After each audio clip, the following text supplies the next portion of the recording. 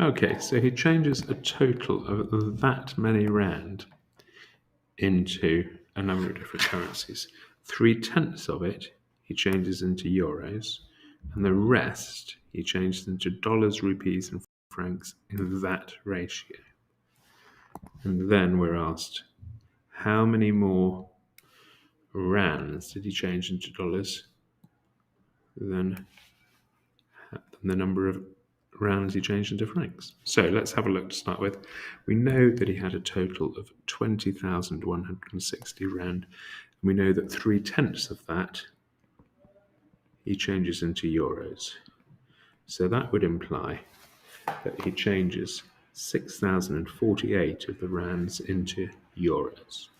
So how many are left?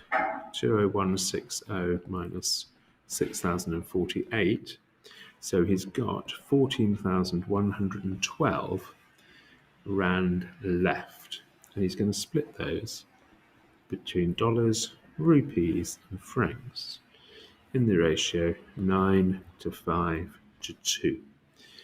Always useful to have a total column for ratios. The total's 16. So if he was exchanging a total of 16 rand, he'd put 9 of them into dollars, 5 into rupees, and 2 into francs. He's actually changing a total of 14,112 rand, and that is, do a quick division on my calculator, 882 times as many. So he's not going to have $9. He's not going to put 9 of them into dollars. He's going to put 882 times 9. 5 times 882 and 2 times 882. Okay, let's go back to the question.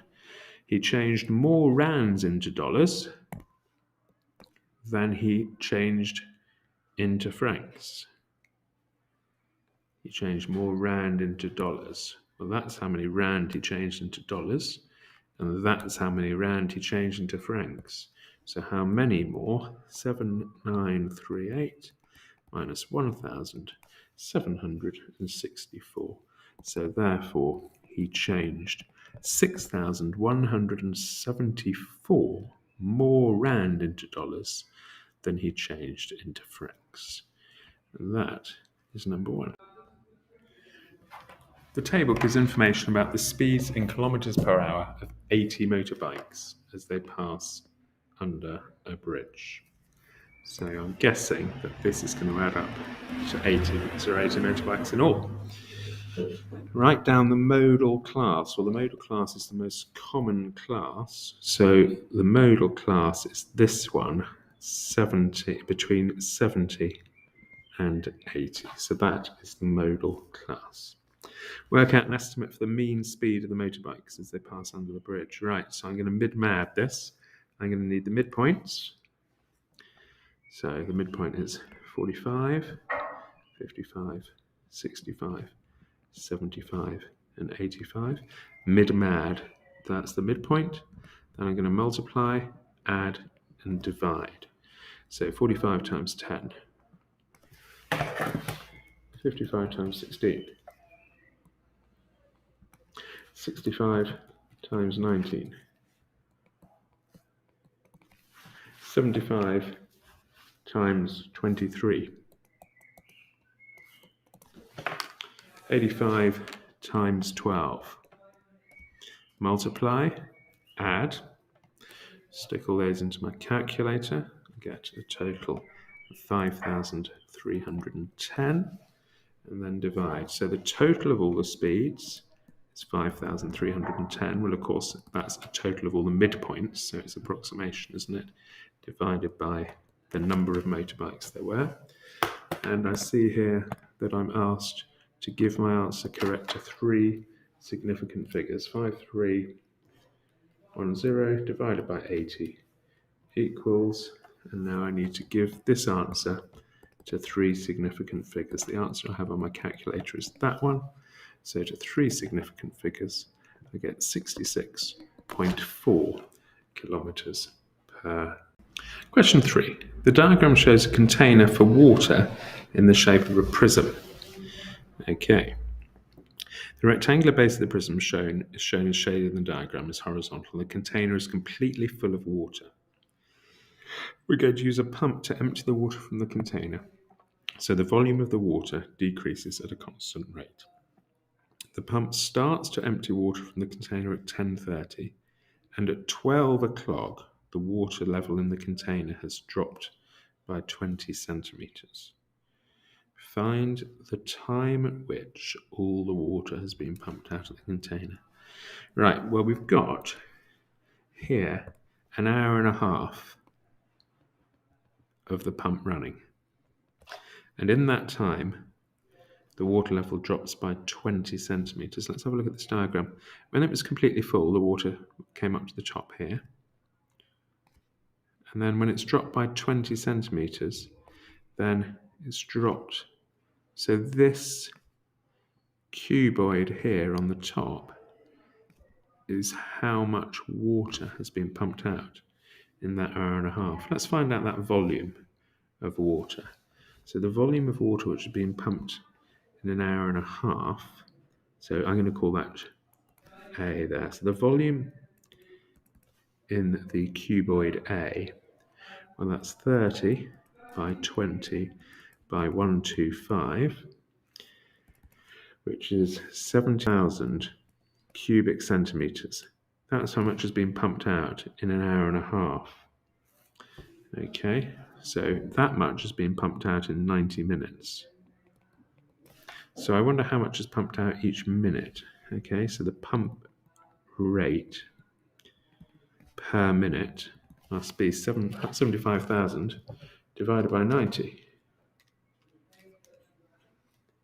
So our pump is pumping out 833 1/3 cubic centimeters every minute.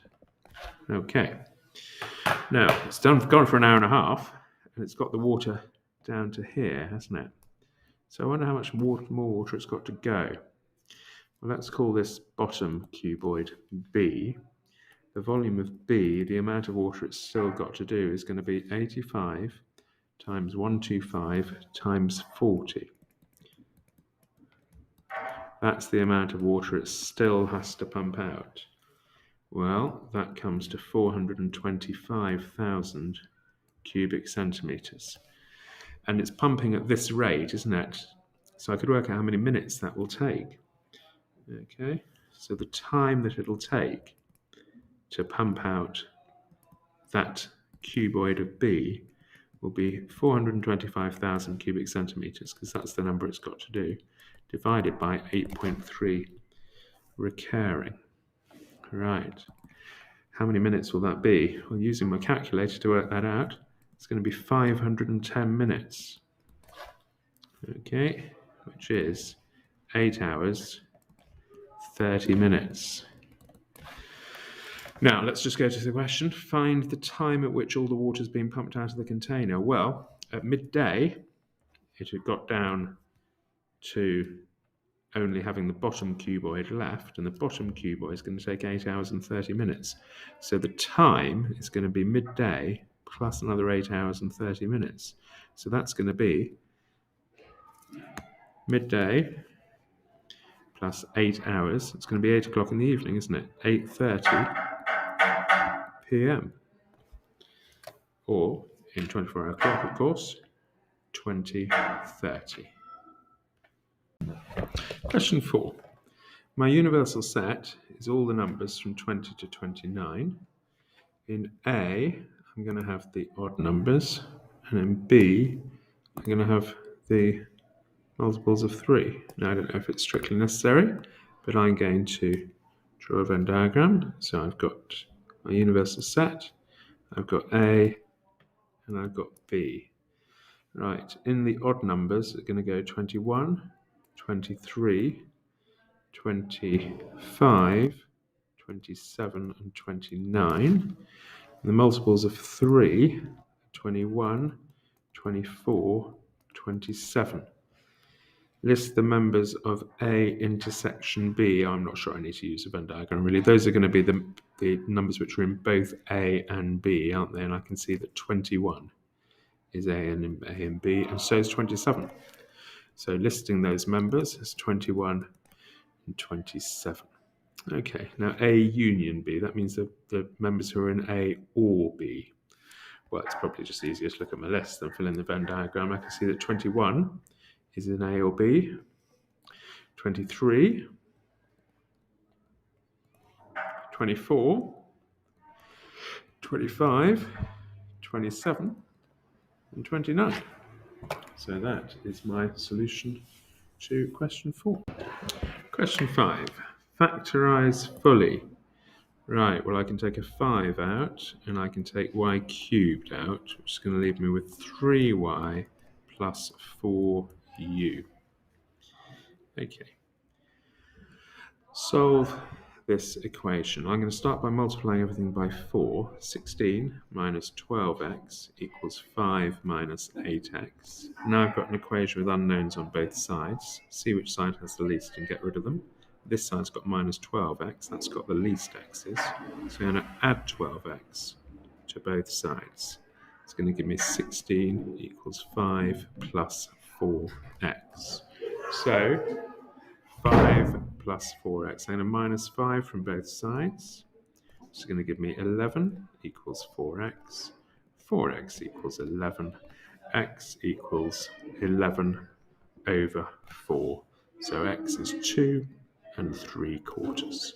And that is question 5. I need to write this number in standard form. So it's going to be 2.84 times 10 to the power of something. So I'm going to count how many decimal places I'd need to move the point if I start it here, but really want it to be here. So 3, 4, 5, 6, 7, 8, 9. So 2.84 times 10 to the 9. Right, this is an ordinary number. So at the moment it's 2.5, and I've got to times it by 10 to the power of minus 4. So I'm going to move the decimal point to the left 4 places. So 1 place gets it here, just next to the 2. So 3 more places. So it must have 3 zeros after the decimal point, 3 placeholders after the decimal point, and then the digits 2, 5. So that is questions. Okay, we're investing 40,000 in a fixed term bond for 3 years, paying a compound rate of 1.35 each year. Work out the value of the investment at the end of 3 years. Give your answer to the nearest whole number. Okay, 40,000. So if I'm increasing by 3.5%, the multiplier is 1.035, and I'm going to do that to the power of 3. So that is going to give me on my calculator 44,348.715. And so to the nearest whole number, that is going to give me 44,349. Okay, now we're investing, I'm not sure how many.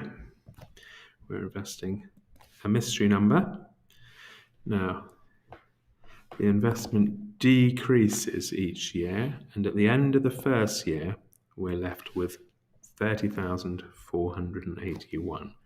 So this mystery number is reduced by 6.5%, i.e.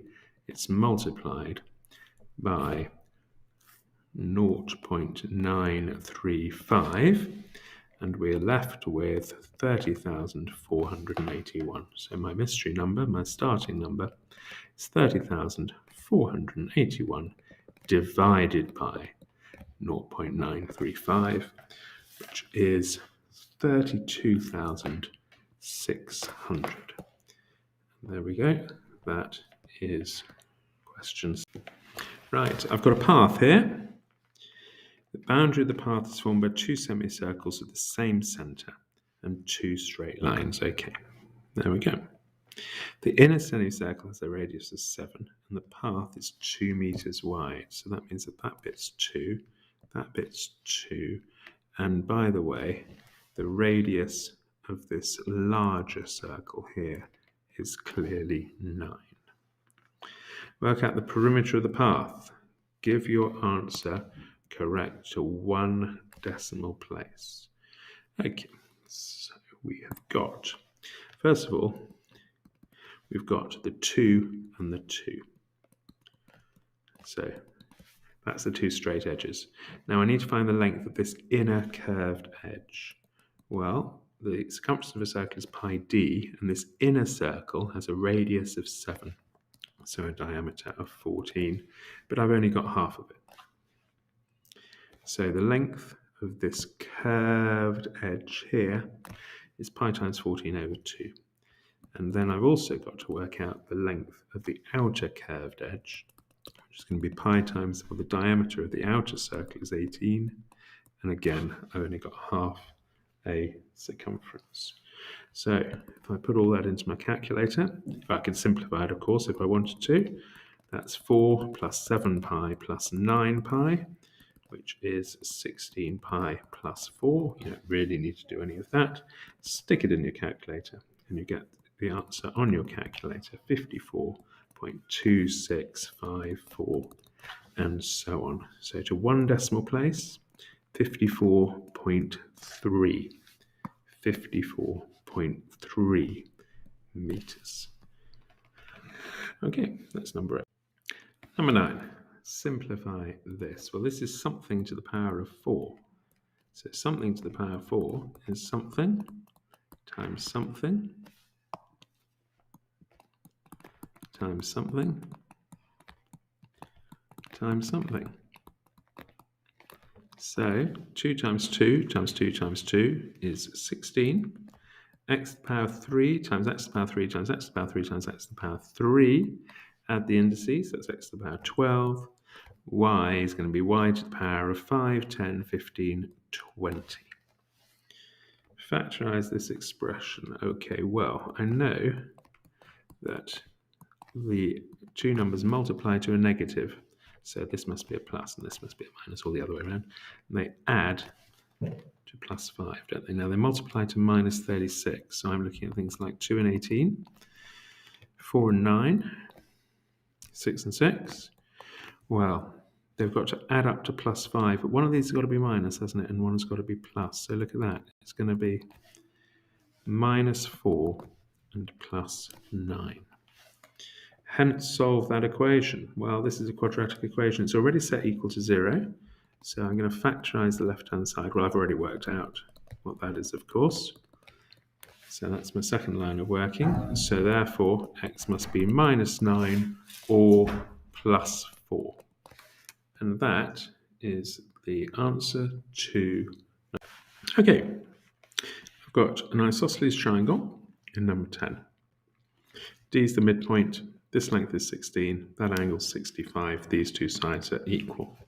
Work out the perimeter of the triangle, correct to one decimal place. Right, well, I'm going to start by working out this length, the length A to D.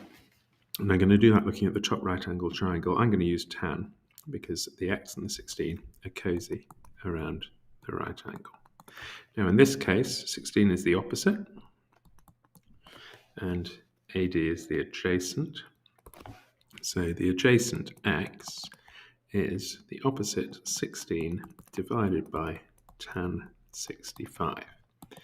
Okay, 16 divided by tan 65, 7.46, and so on.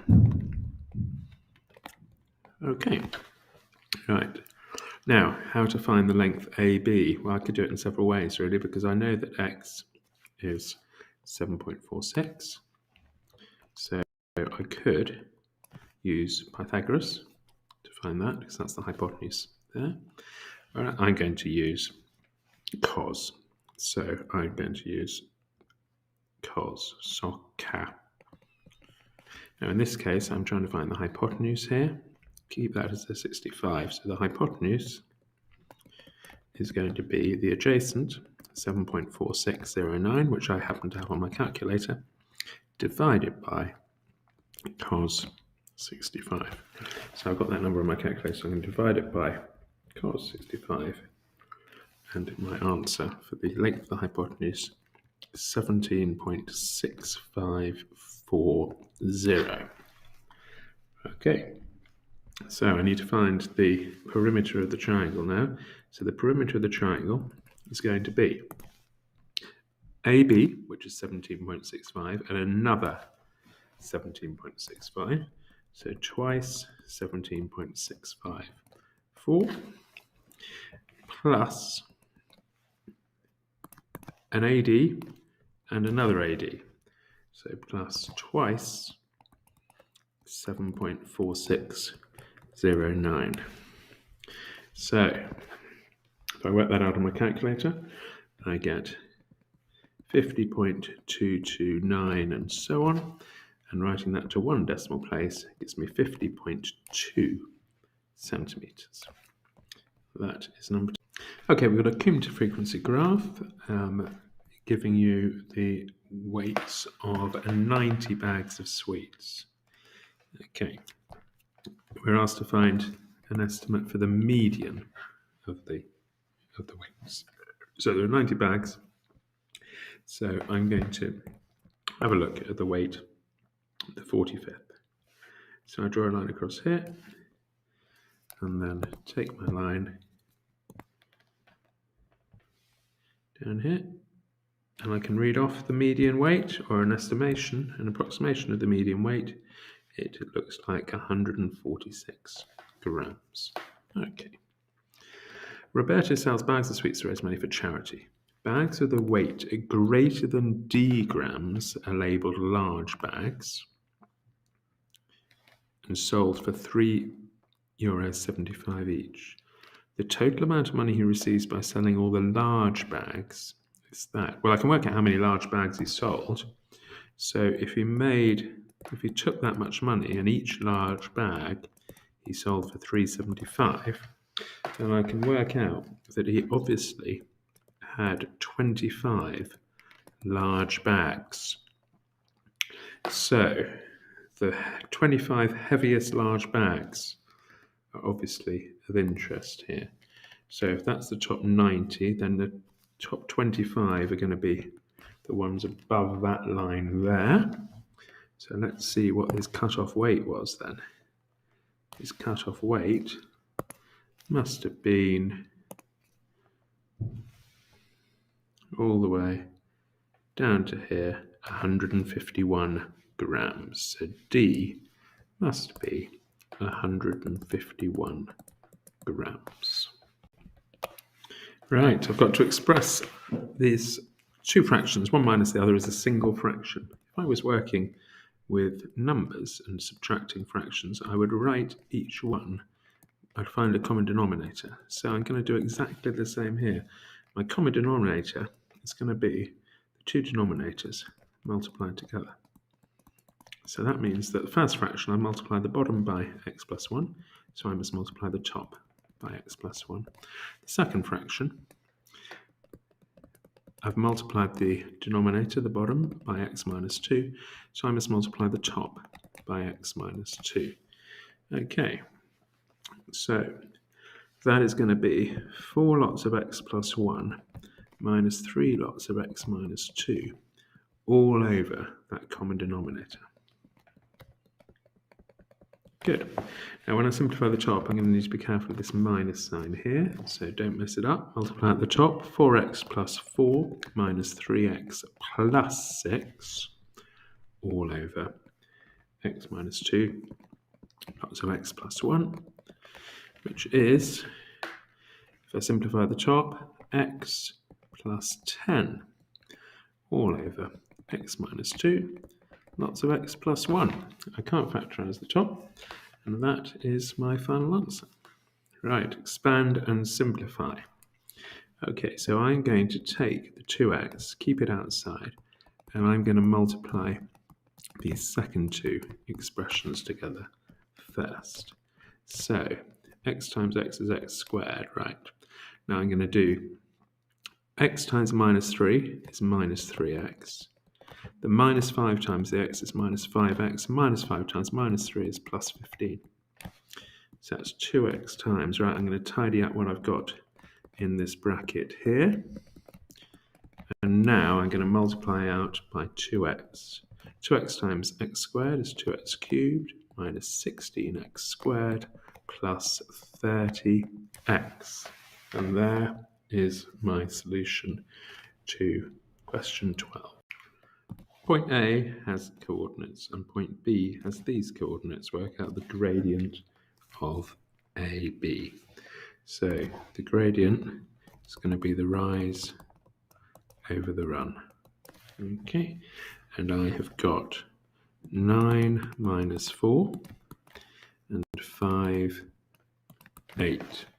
So looking at my y coordinates to work out my rise, I shall do the one on the left, subtract the one on the right.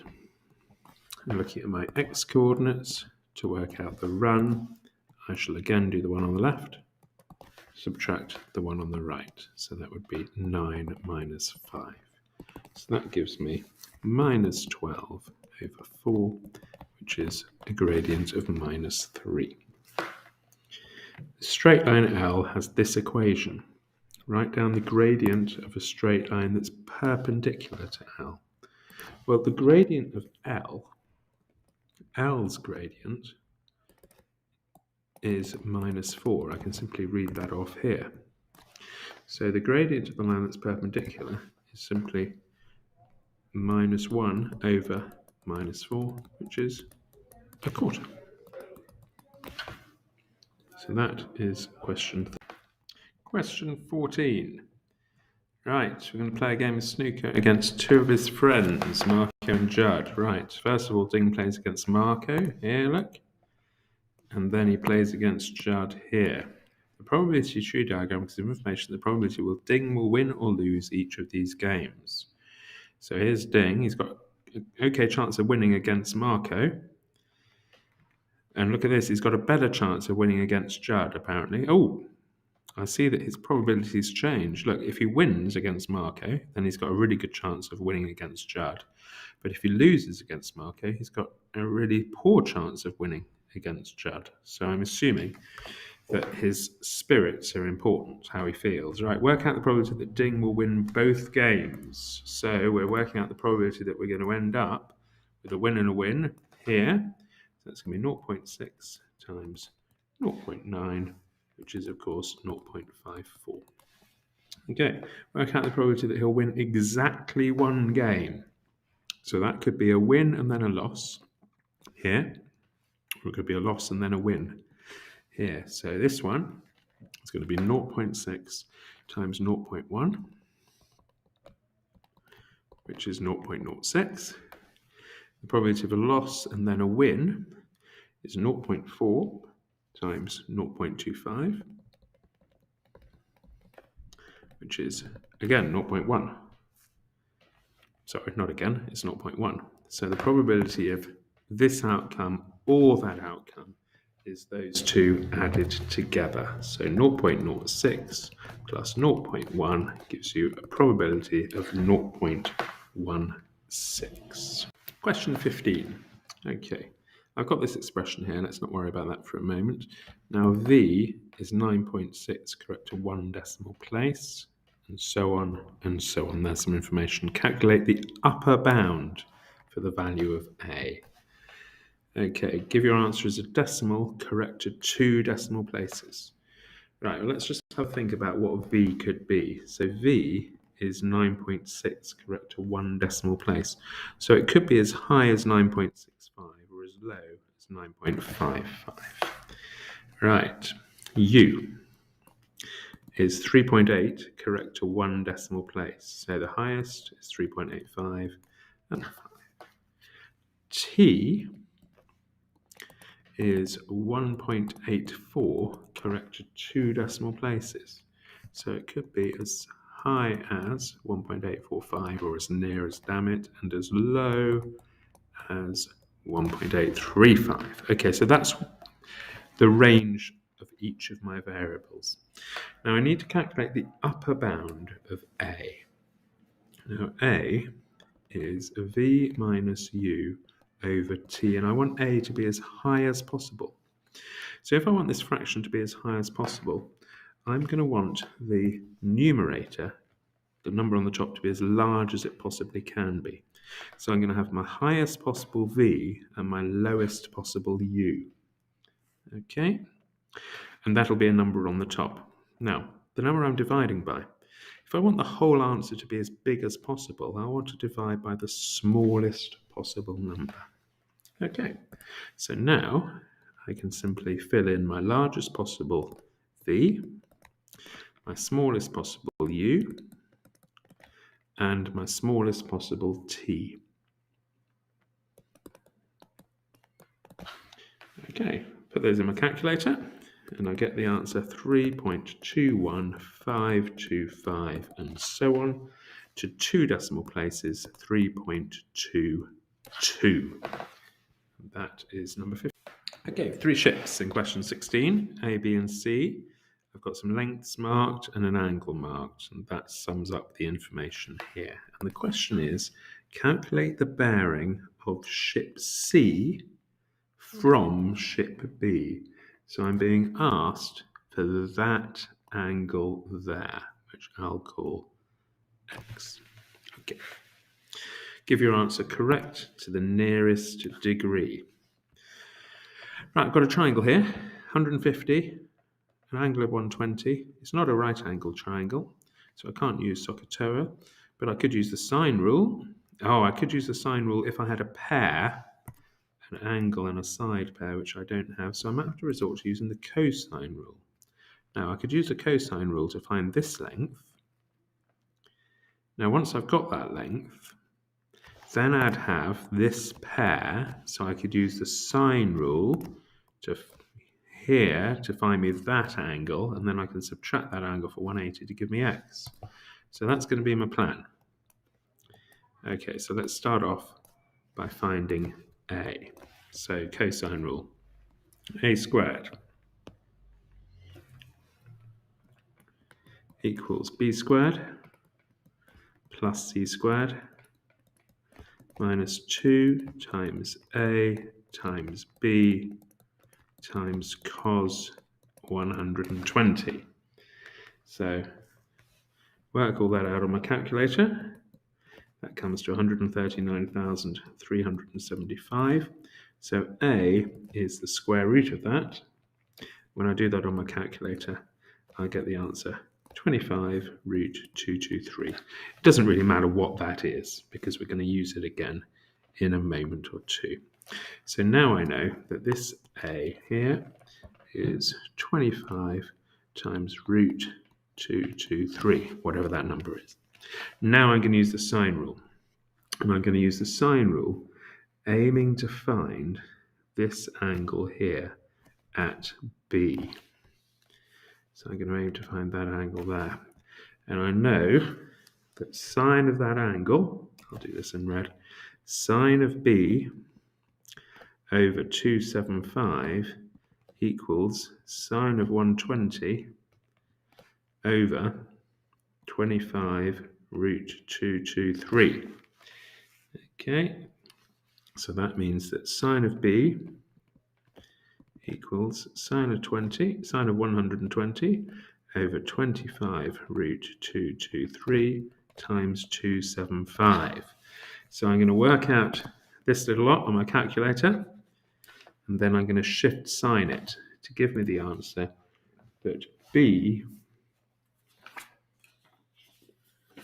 is 39.637 and so on and so on and so on. So that means that x is 180 minus that. So my bearing is 180 minus 39.637, which is to the nearest degree 140 degrees.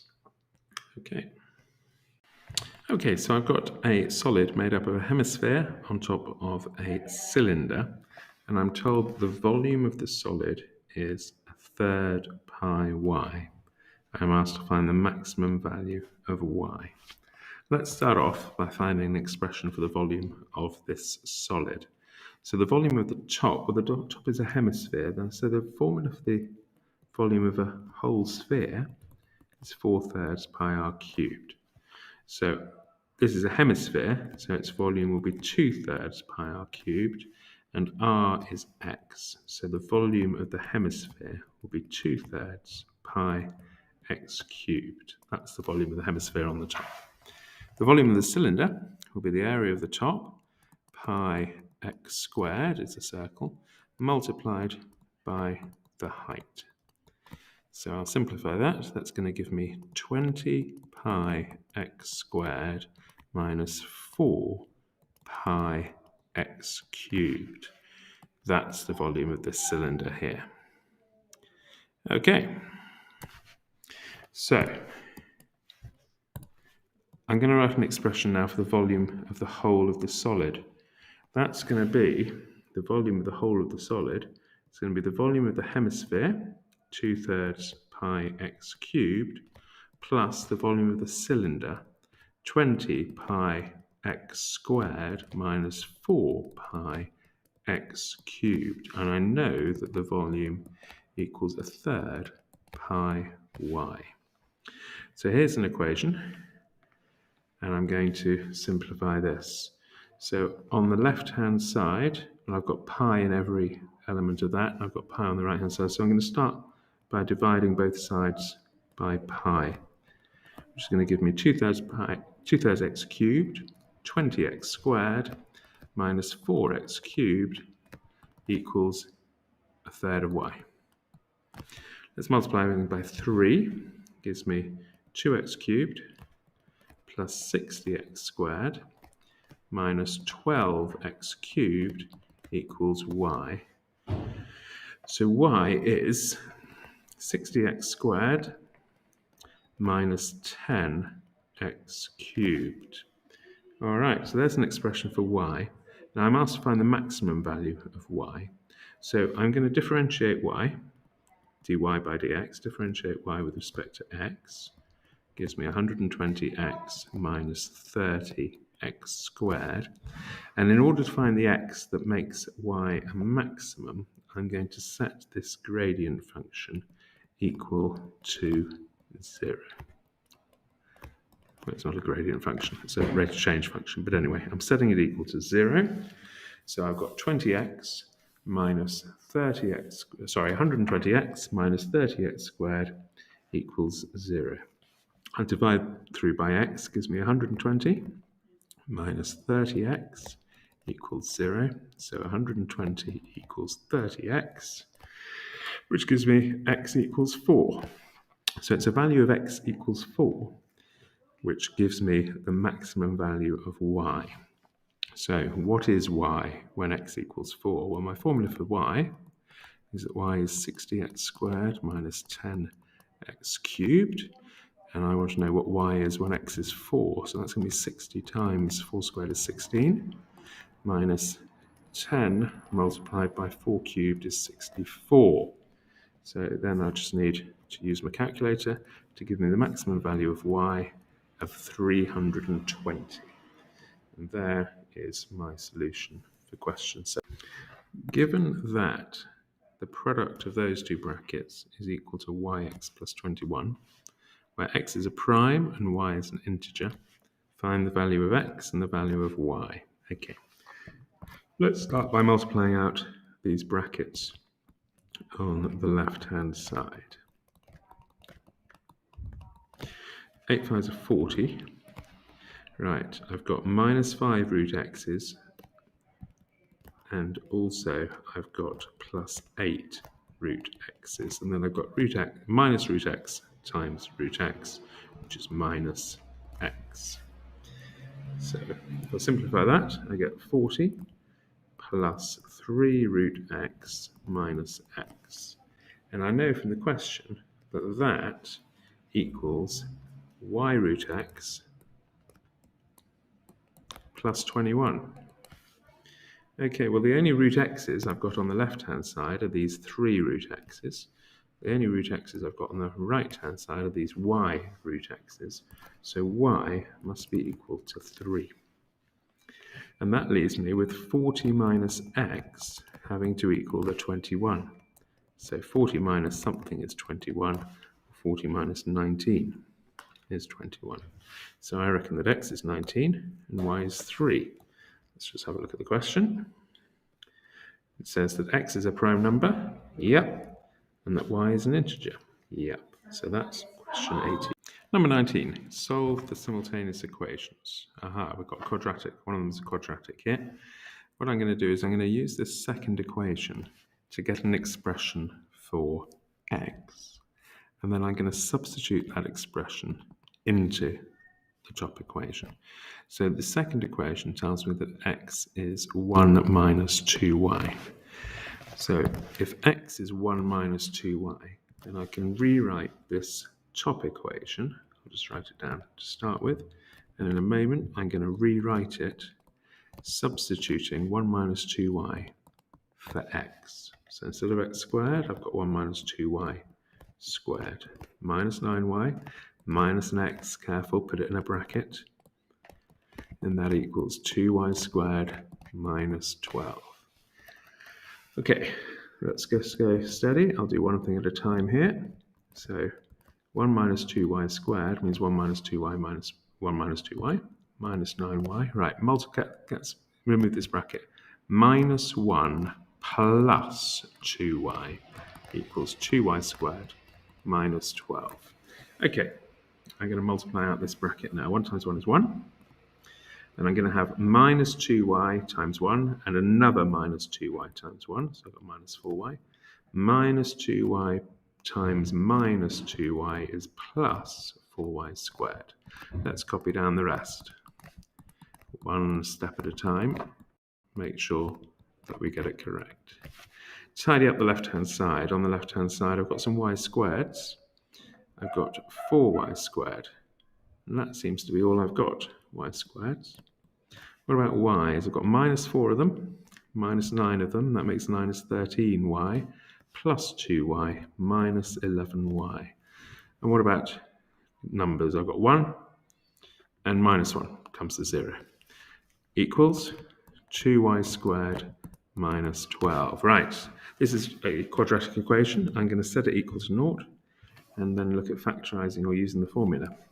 So I'm going to minus 2y squared from both sides. And I'm also going to add 12 to both sides. So I'm going to end up with 2y squared minus 11y add 12 equals 0. Okay, I'm ready to look at factorising that or using the formula. I'm going to try and factorise it. I've got 2y squared, so it's going to be 2y and y. If it factorises, of course. Now, the product of the numbers in the brackets is plus 12, and the sum of these two numbers is a negative number. So they must both be negative. And now it's just a question of me finding pairs of numbers that multiply to 12, which are going to give me minus 11y's. And the answer is that I'm going to have 2x minus 3 and y minus 4. Just check that. I've got minus 3y's and minus 8y's, which gives me minus 11y's. Good. So my two possible answers for y are that y could be 3 over 2 or 4. And each of those will give me a possible value for x. Remember, my formula for x is x equals 1 minus 2y. So x equals 1 minus 2y. So if y is 3 over 2, then x will be 1 minus 3, which is minus 2. So here's one of my solutions. Okay, and if y is 4, then x will be 1 minus 8, which is minus 7. So the solution would be minus 7, comma y. All right, and that is my solution for question 19. I've got two similar solids, and the volume of A is given, as is the volume of B. B has a total surface area of this. Work out the total surface area of A. Right. First thing I'm going to do is I'm going to work out the volume scale factor. How many times bigger is the volume of B than the volume of A? So the volume scale factor is going to be the volume of B divided by the volume of A. Okay, and so that gives me 4352 divided by 1386. That gives me 64 over 27. So if that's the volume scale factor, then the length scale factor is going to be the cube root of that. So the cube root of 64 over 27. Well, that is 4 over 3. So the length scale factor is 4 over 3, which means that the area scale factor, which is what I'm going to be interested in, is 16 over 9. So that means that the surface area of B is 16 over 9 times the surface area of A. Now I'm given the surface area of B. Surface area of B is 1120 square centimeters. So to get the square root of A, I'm going to divide that by the scale factor.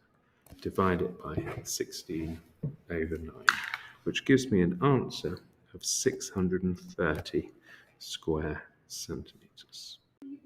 Okay, a curve has an equation y equals fx, and the coordinates of the minimum point are minus 9, 15.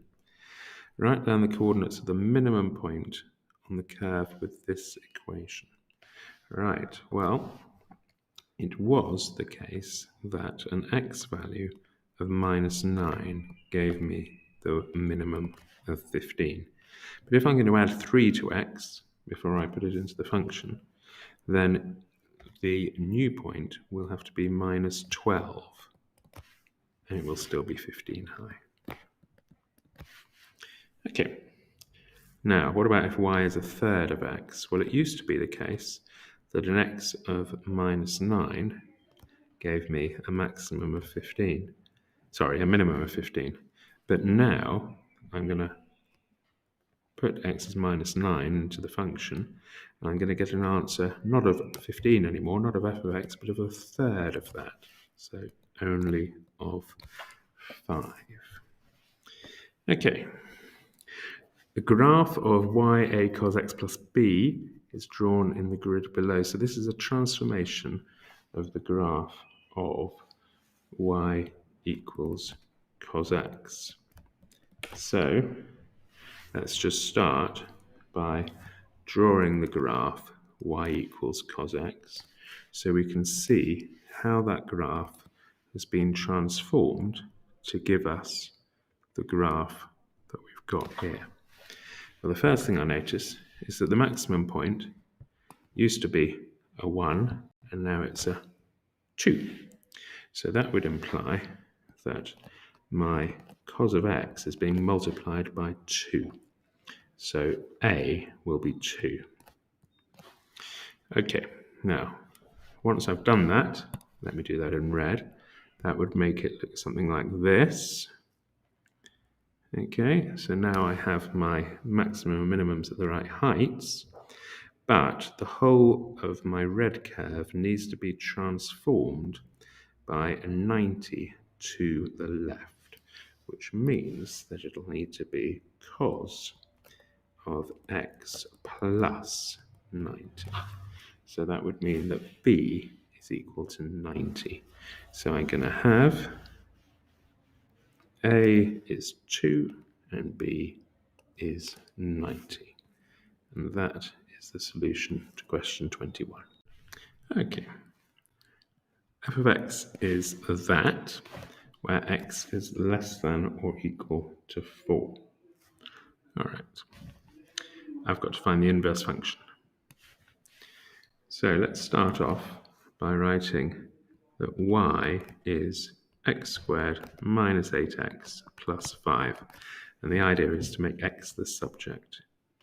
To do that, I'm going to complete the square on the left-hand side, on the right-hand side. I need to have x minus 4 squared to give me the minus 8x. But that has added a 16 onto the right-hand side, minus 4 times minus 4. So I'm going to need to subtract that 16 and copy down the plus 5. So that means that y equals x minus 4 squared minus 11. Okay, all right. Add 11 to both sides, and I get y plus 11 equals x minus 4 squared. So if I square root both sides, I'm going to have x minus 4, if I twizzle the sides around, equals plus or minus the square root of y plus 11. All right. Now add 4 to both sides, and I have x equals 4 plus or minus the square root of y plus 11. Now I'm not quite sure which square root to use. Do I use the positive square root, or do I use the negative square root? Well, looking up at the question, it tells me that x has got to be less than or equal to 4. Well, x can't really then be 4 plus anything. X must be 4 minus something, because we know that x has to be less than or equal to 4. So that means that x must be 4 minus the square root of y plus 11. So that means that our inverse function is going to be 4 minus the square root of x plus 11. Okay, there we go. Question 23 is a vectors question. Let's start by adding the information we're told onto the diagram. So OA is 2A, and OB is 2B. M is the midpoint of AB, and N is on OB such that ON to NB is in the ratio 2 to 1. P is the point on AN such that OPM is a straight line. Use vector method to find the ratio of OP to PM. Essentially, how far along the line OM is the point P. That's the information on the diagram. Right, I'm going to approach this question as follows. I'm going to come up with 2 different expressions for the vector OP. Right, OP. One of those expressions is going to be to do with the line OM, and OP is obviously a certain fraction of the way along the line OM. So OP is equal to mu, a fraction, of OM. I'm going to do some more work on that in a second or two. But the other way I'm going to express the vector OP is that I'm going to make my way to A, and then I'm going to move from A, not all the way to N, but a certain fraction of the vector AN, because AP is a certain part of the way along the line AN. So I'm going to do OA plus some fraction, let's call it theta, of AN. Once I've got those 2 expressions, then I can play a clever trick with the coefficients of A and B, and I'll show you that in a second. But the first thing to do now is to work on those 2 different expressions for OP. Right, let's consider the first one of those expressions. We want to write an expression for OP as a certain fraction of OM. Right, well, I need to really work out what OM is. So let's start by working out what AB is. Now AB is minus 2A plus 2B, which means that AM is half of that, of course, minus A plus B. So remember, I'm interested in OM. So OM is going to be OA plus AM. Okay, well, that is equal to 2A plus minus A plus B. So if I simplify that, I get A plus B. All right, so that's an expression for OM.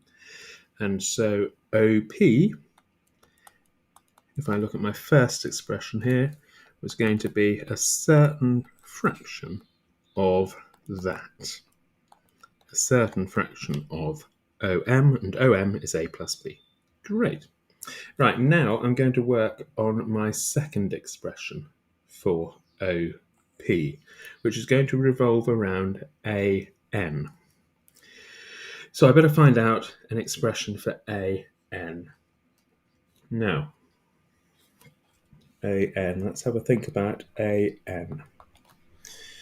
Right, well, if I want to go from A to N, I start by going from A to 0, so that's minus 2A. And now I have to go from 0, from the origin, to N. So from the origin to N is a certain fraction of 2B, isn't it? It's 2/3, in fact, of 2B. Okay, so that is an expression for AN.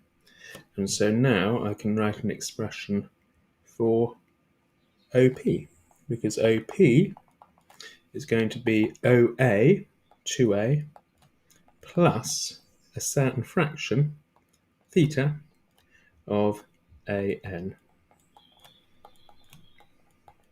All right, you just have to not mess it up. Right, let's simplify that because it looks a bit unnecessarily complicated to me. So I've got 2A plus theta multiplied by minus 2A plus 4 over 3B. Let's simplify that again.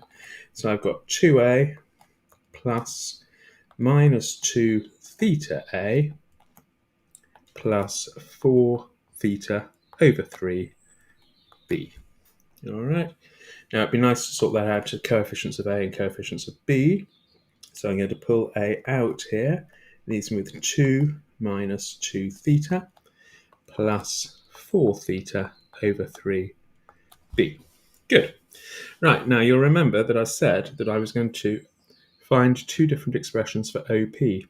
Here's the first one, which is here. The second one is here. So I know that those two expressions are equal to each other.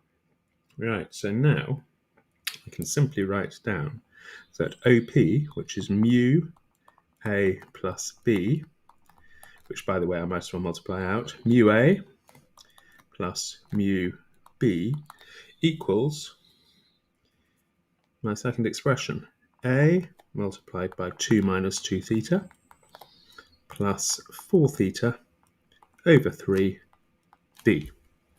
Now, if those two expressions are equal, then I know that the coefficients of A must be equal to each other and the coefficients of B must be equal to each other, because if they're equal, they've got the same amount of A and the same amount of B.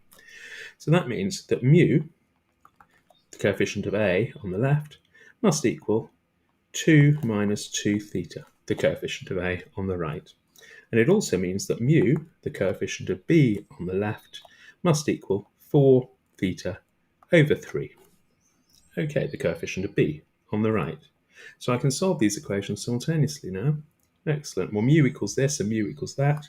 So this equals that. Multiply everything by 3.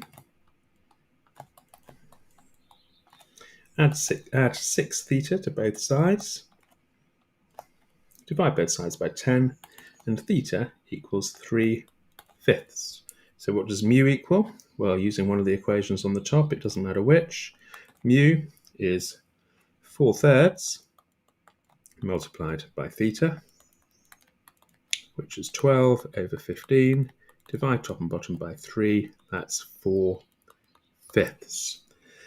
Okay, let's just go back to remembering what mu was. Now, mu was the proportion of OM, was the proportion of this line that was OP. So OP is 4/5 of the whole length OM. Aha!